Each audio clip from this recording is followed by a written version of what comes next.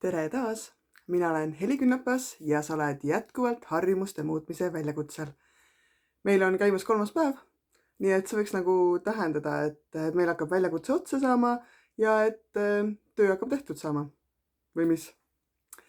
Tegelikult ütlen kohe ette, et harjumused on osa sinust olnud väga pika aja jooksul, on need siis head või halvad, ja meie väljakutse on 4-päevane, mis tähendab, et nende 4 päevaga me kindlasti ei muuda kõike, mida sa oled siin aasta, paarikümne jooksul enda ellu kogunud ja mida sa oled muutnud nagu enda elu osaks.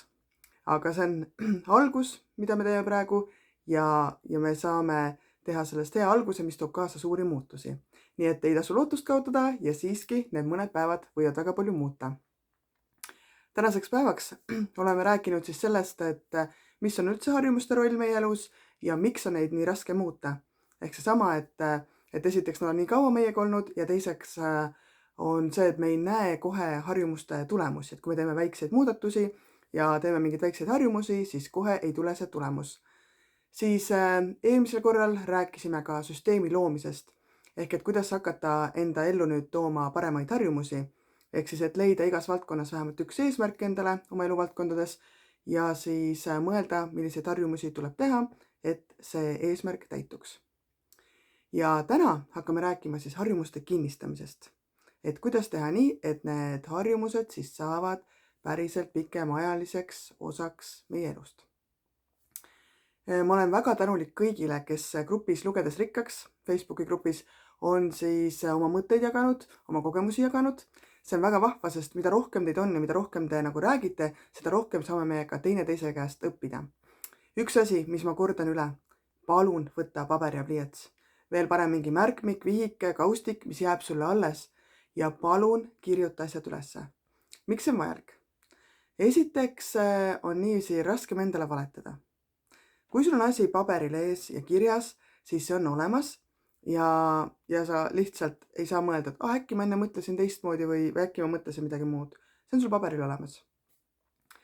Siis teiseks on kindlasti lihtsam jälgida seda, kuidas sul läheb selle uue ülesande täitmine, kuidas sul läheb selle harjumuse sisseviimine. Kui see on paberil ja sa saad sinna märkida juurde, kas sa tegid midagi, ei teinud, see on hulga nagu produktiivsem viis või tulemuslikum viis, et saada see eesmärk siis lõpuks täidetud. Ja kolmandaks on veel see, et meie eesmärgid, meie mõtted, kõik, mis meie ümber toimub, muutub ajas. Kui sa kirjutad üles need asjad, mis on praegusel hetkel, mida sa praegu näed, siis sa saad need mõne aja pärast üle vaadata ja neid alati muuta. Aga kui need on ainult sinu peas, siis need muutuvad kogu aeg sinuga ja see koht, nagu, kus sa paigas oled, kus sa pihta hakkad, kus sa liikuma hakkad, või ka see, et sa saaksid pärast hinnata, et näed, ma olin siin ja nüüd ma olen siia jõudnud, et kui sa ei kirjuta üles, sul kaob ära ka see võimalus nii-öelda siis oma tulemusi jälgida või jälitada, et trackida, et anna endale see võimalus, et sa teaksid, kus sa tuled, kus sa liikuma hakkasid ja kirjuta üles need teemad ja need asjad, millest me siin praegu räägime. Nii, aga see, kuidas me siis hakkame kinnistama uusi harjumusi. Iga tegu, mida me teeme, iga kas hea või halb harjumus, kinnistab seda, mida me enda kohta usume, kes me enda arvates oleme. Ma olen see, milliseid tegusid ma teen. Ehk see, mida me kordame enda elus, annab meile selle mina-pildi, mida me enda kohta usume. Võtame sama suitsetamine. Inimene usub, et ta on suitsetaja, sest ta suitsetab pidevalt. Samas, kui tuua näide suitsetamise mahajätmisega, et kui pakutakse suitsu inimesele, kes nagu püüab suitsetamist siis maha jätta, või on 2 inimest, kellele pakutakse, ja üks ütleb, et ei aitäh, ma püüan siin suitsetamist maha jätta. Ja teine, kelle pakutakse, ütleb, ei aitäh, ma ei ole suitsetaja. Et on ju vahe sees, et mida inimene enda kohta usub, kas ta püüab seda maha jätta või see ei olegi enam osa juba temast. See ei ole tema elu osa, ta ei tegele sellega. Ja siis iga kord, kui me nagu teeme mingit head või halba asja, see siis tõendabki seda, et ma olen selline inimene. Seega, kui me räägime headest harjumustest, siis väga tore, kui sa ühe korra teed mingit uut asja. Aga mõtle, et seda halba oled sa teinud pika aja jooksul või seda head ka tegemata jätnud pika aja jooksul. Seega on tähtis, et sa suudaksid korrata. Ära võtta eesmärgiks, et kordan 10 aastat iga päev, vaid võta praegu, et täna teen, sel nädalal teen, nädal aega teen järjest nagu ühte asja. Ja kui võimalik veel näiteks mitu korda päevas, et oleneb muidugi, mis harjumusest me räägime, on ju.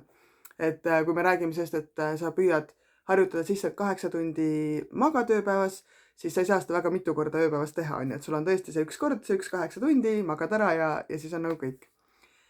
Aga see kordamine on jah tähtis, mis annab nagu selle teadmise, kinnistab seda uut minapilti, mida sa tahad nagu endale ehitada siis.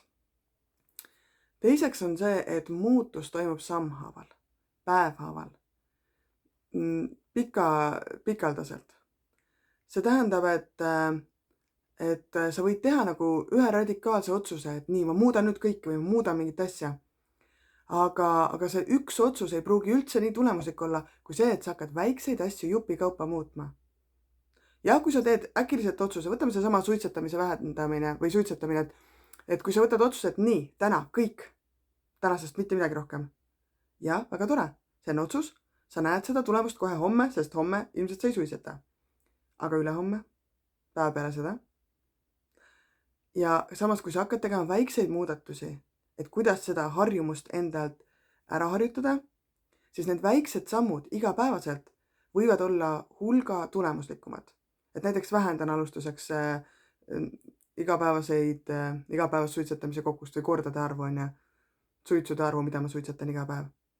Ma ei tea üldse, miks suitsetamise näide mul praegu tuli, aga jah, et see jupikaupa, et sa oled jätkuvalt siis suitsetaja, kui sa vähendad, aga su enda jaoks on hulga lihtsam seda nagu kuidagi välja lükata enda elust, endale uut minapilti luua. Siis iga tegu, iga see harjumus, jällegi hea või halb, on see, et me hääletame selle poolt, kes me oleme. Milline inimene mina olen. Kui ma teen enda elus häid asju, teen endale midagi head, siis ma hääletan selle poolt, et ma olen selline inimene, kes teeb selliseid häid asju. Samas, kui ma teen mingit halba asja uuesti, siis ma hääletan selle poolt, et ma olen see inimene, kes teeb selliseid halbu asju. Nüüd,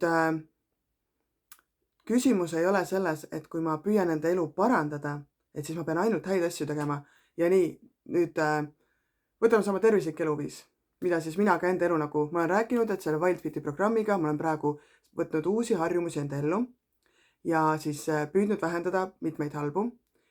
Ja kui ma nüüd võtaksin selle, et ma pean kogu aeg kõiki asju hästi tegema, et kui ma tahan olla tervislikum inimene, et ma ei või nüüd kordagi enam eksida ja ma ei või nagu kordagi midagi mitte tervislikku teha, siis üsna kiiresti kukuks see uus tervislik eluviis minu jaoks läbi, sest ikkagi nagu tuleb aeg-ajalt selliseid asju, mis sa tahad proovida või teha ja või annad kiusad sulle järgi nii-öelda, on ju.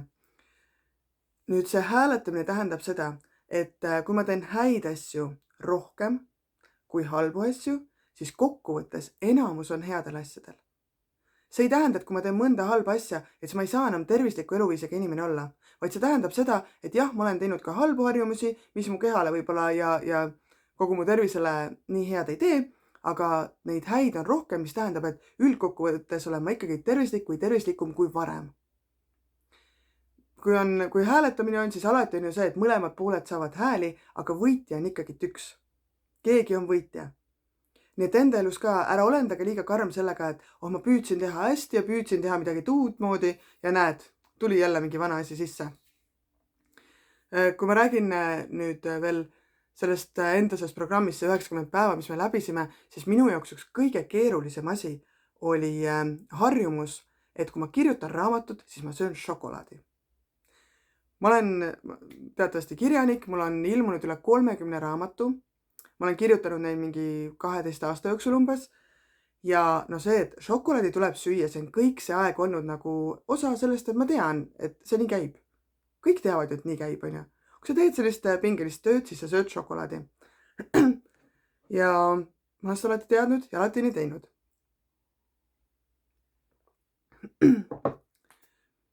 Ja nüüd selle programmi ajal ma kirjutasin lõpuni oma noorte raamatut Mälestusteta suvi, teist osa. Ja see oli lihtsalt, see oli suurim võitlus, mis ma olen pidanud. Mul ei olnud probleemi,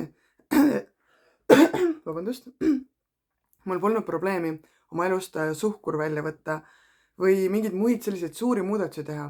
Aga see, et kui ma kirjutan raamatut, et ma siis ei söö šokolaadi, see oli minu kõige suurem võitlus.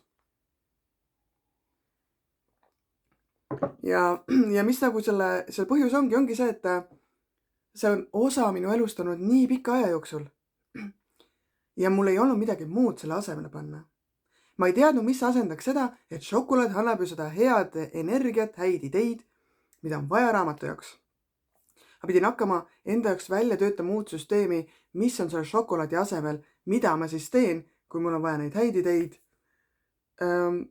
Mina leidsin needsamad näiteks hingamisharjutused, jalutamas käimise ja erinevaid asju, aga ma pidin sellega õudselt kõvasti tegelema ja ma pidin võitlema selle teemaga, et mitte sellega ma ei tohiks šokolaadi süüa.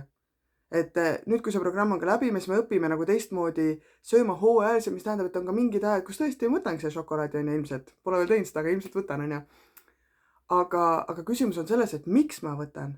Mitte sellepärast, et ma kirjutan raamatut, vaid sellepärast, et näiteks ma tahan, on. Või et mis iganes muu põhjus. Aga see harjumus, et raamatu kirjutamisega on seotud šokolaadi söömine, et see on see üks asi, mida mina olen nüüd ümber muutnud ja praegu ma juba kirjutan raamatut ilma šokolaadita. Aga just, et see ongi näide sellest, et kui sa ühte asja oled nii kaua teinud, nii pikalt teinud ja see on sinu sees niiviisi olemas, siis tuleb teadlikult märgata esiteks, et see harjumus on sul olemas ja see seos. Ja siis alles saab nii-öelda lõhkuma või muutma seda hakata. Nii et jah, selliseid asju kindlasti kõigil juhtub ka neid nii-öelda tagasilangusi või sellest mustrist möödaminekut, aga põhiline on see, et mis võidab enamuses. Kas head harjumused või halvad. Et kui mõnigi siin kirjutas, et mul ongi ainult halvad harjumused, on. Esiteks on muidugi ka küsimus, et kas sa äkki ei märka enda häid harjumusi, ei oska neid headeks või siis harjumusteks pidada. Ja teiseks siis võtadki selle, et võtad mõne uue asja, mida hakkad sisse viima, mitte kõike korraga muutma. See on ilmselge läbikukkumine, kui sa hakkad kõike korraga muutma. Nii et siis see ongi täna, et tuleb otsustada, milline inimene sa tahad olla. Mida teeks selline inimene, kes sa tahad olla? Võtame näiteks, et kui sa ütled, et sa tahad olla tervisliku eluviisiga inimene, siis hakka mõtlema igapäevaselt, mida teeks selline inimene? Jah, jällegi sa ei saa kohe viia kõike sisse, mida selline inimene teeks, aga sa saad võtta mõned sammud, millega hakkad liikuma ja kui need saavad juba osaks sinu elust, kui sa suudad neid muudkui korrata, siis on hulga lihtsam võtta ka järgmisi ja niiviisi liikuda selle eluviisi poole. Kui sa hakkad tegema väikseid samme sinna poole, kui sa tahad liikuda, siis see on igal juhul suurem samm kui see, et kui sa jätaks need tegemata. Või veel hullem, et võtaks ellu juurde halbu harjumusi, mida sa ei taha . Ja see, kuidas need väiksed harjumused töötavad, ongi see, et nad tõestavad sulle endale, et sa oled see inimene, kes teeb neid harjumusi. Sa oled see inimene, kellel on selline teistsugune elu. Või selline elu, nagu sa sooviksid. Tänane kodune ülesanne ongi see, mida ma just kordasin. Jällegi pane kirja, milline inimene sa tahaksid olla. Millise eluviisiga inimene sa tahaksid olla. Ja siis teiseks kirjuta sinna juurde, et millised on selle inimese harjumused. Millised on selle eluviisiga inimese harjumused. Seal võib olla, ütleme seesama tervislik on ja tervislike eluviisidega, loominguline, rikas, väga heade suhetega, mis iganes muud, väga hea tervisega, et mõtle, mis sinu jaoks on tähtis, need on ainult mõned näited. Kirjutadki selle, ütleme sama rikas, et tahad olla rikas. Ütleme, et siis peaks olema täpsem ja täpsemalt ütleme, et kui palju sa tahad, et sul seda rikkust siis oleks. Nii, selline inimene, kellel on nii palju rikkust, siis millised on tema harjumused? Millised on need igapäevased asjad, mis ta teeb? Millised on lihtsalt regulaarsed tegevused, mida selline inimene teeb?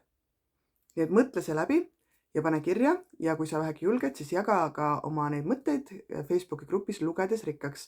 Mina ootan ja su kaaslased ootavad, et äkki me sealt saame jällegi ka ideid ja teineteisele jagada, et millised inimesed me võiksime siis olla. Et aitäh sulle jälle, homme on meil siis juba selle väljakutse viimane päev ja ma väga loodan ja ma olen näinud juba, et mitmed teist kinnitavad, et need päevad on vähemalt mõnegi inimese jaoks mõnda harjumust juba muutnud ja see on nagu suurim asi, suurim tänu, mis saab minu jaoks olla kogu selle ürituse suhtes, nii et aitäh sulle, et sa osaled ja nüüd kodust ülesannet tegema. Kohtumiseni!